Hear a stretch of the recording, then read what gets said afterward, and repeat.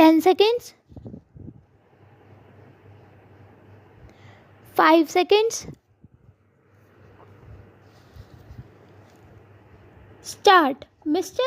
Deputy Chairman, as my honorable friend Shri Nair, said just now that this bill is a good one, so far as it goes, and I may add that actually what we have been demanding for a long time by way of such changes in the Act has been embodied in it. Now stop. At the end of the year 2003, we did discuss in this House certain amendments to the Employees Provident Fund Act, and at that time I had insisted that plantations should be included in the schedule of the industries which come within this measure. Stop. Now, at last, this has been done, and now the scope of the Act can be extended by the government to establishments or industries which are not, strictly speaking, factory industries. Stop. So, I welcome this measure. Stop. But it has come very late. Stop.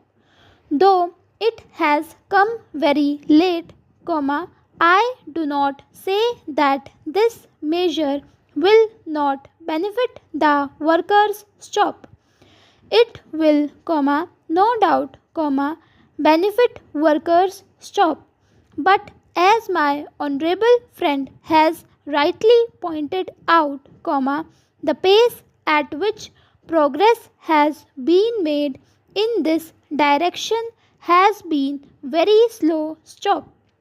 The manner of implementation also has been very slow, and unless those factors are taken into consideration, the good that will come out of this measure for the workers will not be very effective. Stop. Stanza. As regards plantations, again, after 1998, a long time has elapsed, and then in the last Industrial Committee on Plantations, it was agreed that this measure will be extended to the plantations. Stop. A large number of workers, nearly a million or more, who are employed in the plantations were denied the benefit of this Act. Stop. It was agreed in August 2005 that this Act will be extended to plantations. Stop. But even after that agreement in the Industrial Committee, in which the planters also were present and they also had subscribed to that agreement, such a long time had to elapse for bring forward this amending legislation. Stop. Government has extended by notification the provisions of the Employees Provident Fund Act to factories and to tea gardens only recently, perhaps 2 or 3 months back. Stop. That could have been done immediately after that agreement was arrived at. Stop. In that matter also, such a long time was taken by government, and it was necessary to amend the existing Parent Act. Stop. Stanza. In 2003, when he had suggested the expansion of the number of industries in the first schedule, we also suggested to the government that they should take powers to do so. and that the powers which we are proposing to the government to take, could be exercised, in consultation with the industries and interests concerned, through the industrial committees and other committees. But it has taken such a long time. The extension of the provisions of the Employees Provident Fund Act to only the factories and the plantations, covers only a very small fraction of the plantation workers' job. Stanza. Secondly, besides the question of the pace of progress, there are some other questions also.